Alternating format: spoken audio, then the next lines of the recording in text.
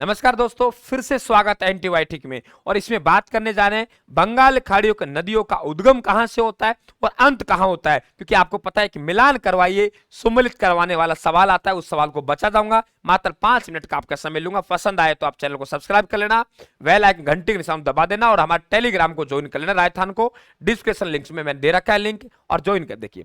चंबल नदी, मित्रों चंबल नदी का उद्गम जाना पावा की पहाड़ियां मध्य प्रदेश से होता है। और मध्य प्रदेश से होने के बाद ये आपके राजस्थान में एंट्री करती है 84गढ़ नामक स्थान से। राजस्थान के 6 जिलों में बहती है। आपके चित्तौड़गढ़ हो गया, कोटा हो गया, बूंदी हो गया, सवाई माधोपुर हो गया, करौली हो गया, धौलपुर हो गया। तो आपके ये नदी फिर आपके उत्तर प्रदेश में जाती है। उत्तर प्रदेश में मुरादगंज आपके उत्तर प्रदेश में यमुना के सहायक बनती है। तो यमुना में ले जाकर अपना जल डाला है। इसकी लंबाई पहले तो कम आती थी 966 के आसपास, लेकिन आजकल हमको 1052 हमको पढ़ने को मिल रही है ये लंबाई। तो राजस्थान की सबसे लंबी नदी है। अवनाली का प्रदान करती है। आपके पालिया गांव सवाई माधोपुर से पिन्हाट गांव धौलपुर तक ये 2 राज्यों की अंतरराष्ट्रीय राज्य सीमा बनाती है, मध्य प्रदेश और राजस्थान की। एक नदी के द्वारा बनाई गई सबसे बड़ी सीमा है, ध्यान रखना आप लोग, सबसे बड़ी सीमा है। और आपके यहाँ जो आपके उत्खात भूमि है उसे भेड़ भूमि कहते हैं, आपके उसे डांग क्षेत्र कहते हैं। और ये चंबल नदी वे है जो आपके सतही जल सर्वाधिक ले जाने वाली नदी है। 4 बांध है। एक गांधी सागर बांध मध्य प्रदेश में, राणा प्रताप सागर बांध चित्तौड़ में, जवाहर सागर बांध कोटा में, और कोटा बैराज भी कोटा है। इसमें कोटा बैराज से केवल सिंचाई होती है, बाकी तीनों बांधों से आपके जल विद्युत का उत्पादन भी होता है। राणा प्रताप सागर, गांधी सागर बांध इन चारों बांधों में सबसे बड़ा है। लेकिन राणा प्रताप सागर बांध राजस्थान की बात करें, भराव क्षमता की दृष्टि सबसे बड़ा बांध है। 113 वर्ग किमी इसका क्या है, भराव क्षेत्र है।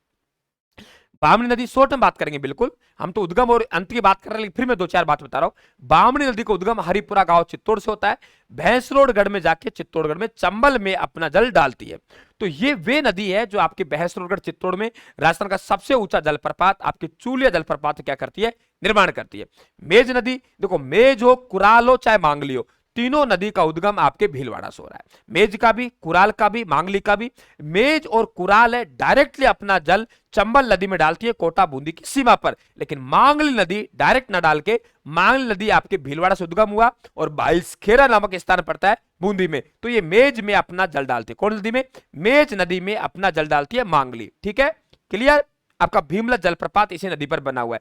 काली सिंध का उद्गम आपके बागली गांव मध्य प्रदेश होता है। काली या विवाह नहीं करेंगे, बगल में बैठ जा। तो काली सिंध बागली गांव मध्य प्रदेश उद्गम हो रहा है। ठीक है, मध्य प्रदेश उद्गम हो रहा है। और नानेरा कोटा में अपना जल डाल रही है। कहा? नानेरा कोटा में डाके किस में डाल रही है? चंबल में डाल रही है। बात क्लियर हुई। आगे हम लोग बात करें, देखिए आगे हम लोग बात करें, हमारे पास में जो नदी है वे नदी कौन सी है? देखिए आप लोग, ये नदी हमारे पास में कि आपकी मेज हो गई, काली सिंध, घोड़ा पछाड़ का उद्गम हो रहा है बिजोलिया से, सांगवाड़ा बूंदी में मांगली नदी में डालती है। यानी मांगली नदी है ये मेज की सहायक है और घोड़ा पछाड़ मांगली की सहायक है। परवन नदी, माल खाने वाले लोग परवाह नहीं करते। मालवा के पठार मध्य प्रदेश से माल खाने वाले लोग परवाह नहीं करते, वहां से उद्गम होता है। रामगढ़ कोटा में चंबल में डालती है, चंबल की सहायक है। निमाज नदी का उद्गम राजगढ़ मध्य प्रदेश से होता है। अकलेरा झालावाड़ में परवन क्या से, तो परवन सहायक नदी किसकी हो गई? परवन आपके सहायक नदी किसकी होगी? परवन सहायक नदी। तो बात क्लियर हुई। परवन जो सहायक नदी हुई किसकी? परवन सहायक नदी। तो परवन सहायक नदी किसकी हुई? परवन सहायक नदी किसकी हुई? तो परवन नदी है। परवन नदी का उद्गम आपके माल खाने वाले लोग परवाह नहीं करते, तो ध्यान रखना चंबल नहीं है, काली सिंध की है। निमाच नदी का उद्गम राजगढ़ मध्य प्रदेश होती है। अकलेरा झालावाड़ में परवन की सहायक है। परवन काली सिंध की, काली सिंध देखो निमाज परवन की, परवन काली सिंध की, काली सिंध आपके चंबल की। मैंने अलग से पहले बता रखा आप लोगों को। आगे हम लोग बात करें तो देखिए ये आपके मेनाल नदी है। मेनाल नदी का उद्गम मांडलगढ़ भीलवाड़ा से होता है और मांडलगढ़ भीलवाड़ा से अपना जल बिगोद भीलवाड़ा बनास में जाती है। यहीं आपके एक नदी आती है बेड़च, तो बेड़च भी आपके अपना जल बिगोद भीलवाड़ा में जाती है। तो बनास मेनाल बेड़च का त्रिवेणी संगम बनता है। कोठारी नदी का उद्गम दिवेर राजसमंद से होता है और नंदराय भीलवाड़ा में अपना जल बनास में डालती है। तो आपसे पूछे कि आपके भीलवाड़ा में आप लोगों को बागोर सभ्यता है, तो बागोर सभ्यता आपके कोठारी नदी के किनारे, और मेजा बांध जिसे ग्रीन माउंट कहते हैं वे भी आपके कोठारी नदी के किनारे है। तो राजसमंद से उद्गम हुआ, भीलवाड़ा में गए 2 जिले बचे। खारी नदी का उद्गम बिजराल राजसमंद से होता है। 4 जिलों में बहने के बाद आपके बनास में बीसलपुर टोक में ले जाकर अपना जल डालती है। और यहीं एक डाई नदी आती है जो भी यहाँ त्रिवेणी संगम बनाती है। तो बनास खारी डाई का क्या बनेगा? त्रिवेणी संगम। ये देखिए डाई का उद्गम अजमेर से हुआ है, बीसलपुर टोक में अपना जल बनास में और आपके खाड़ी के साथ त्रिवेणी संगम बनाती है। हम बात करें मासी नदी, तो मासी नदी का उद्गम है सिलोरा अजमेर से है।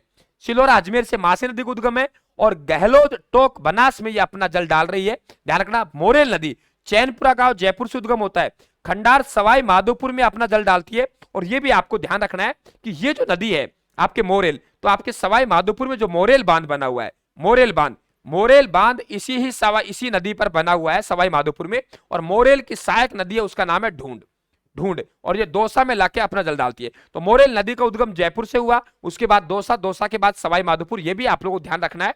ठीक है, आगे हम लोग बात करें तो देखिए ये ढूंढ नदी आ गई आपकी, ये देखिए ढूंढ नदी आई आप लोगों के। तो ये ढूंढ नदी है, इसका उद्गम हो रहा है अचरोल जयपुर से। कहां से हो रहा है? अचरोल जयपुर से ढूंढ नदी का उद्गम हो रहा है। ये देखिए अचरोल जयपुर से हो रहा है। कहां से हो रहा है? अचरोल जयपुर से। तो अचरोल जयपुर से इसका उद्गम हो रहा है। और मैं भी आपसे बात कर चुका था कि लालसोट दौसा में मोरेल में डालती है, मोरेल की सहायक है। जयपुर से उद्गम हुआ, दौसा में अपना जल लेगी, 2 जिले आते हैं और ढूंढार क्षेत्र इसीलिए कहते हैं ढूंढ नदी बहती है यहाँ पे। सहोदरा नदी अराय अजमेर से होता है, टोक मासी नदी में सहायक है आप लोगों को। काली सील है सपोटरा करौली से होता है, हाड़ोती करौली मोरेल बनास की सहायक है, एक साथ मिलती है। भांडी जयपुर से होता है, टोक बनास सहायक नदी है। पार्वती द्वितीय छावर करौली से होता है, राजाखेड़ा धौलपुर में गंभीर सहायक है।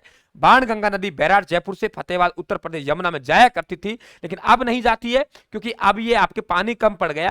तो आपका भरतपुर का जो मैदानी इलाका है, भरतपुर के मैदानी इलाके में लुप्त हो जाता है। तो इस नदी को हम रुंडित नदी भी कहते हैं कि भाई रूठ गई है, तो इस नदी को रुंडित नदी भी कहते हैं। तो आंतरिक जल प्रवाह की नदियों की श्रेणी में आती है। तो ये सिरज हमारे आपके बंगाल खाड़ी का नदी का उद्गम कहां से हो रहा है, कौन सी नदी का उद्गम कहां से हो रहा है, सब कुछ हमने पढ़ा। और ये आप लगातार पढ़ते रहेंगे, निश्चित तौर से आपको इस सीरीज से बहुत फायदा होने वाला है। तो आपका राम साहब टेलीग्राम को जरूर ज्वाइन कर लेना, कौन सी और थोड़ी सी प्रैक्टिस कर लेना। तो आपको 5-5 मिनट करके ऐसी जानकारी दे रहे, निश्चित तौर से आपके काम आएगी। राम साहब, धन्यवाद, थैंक यू।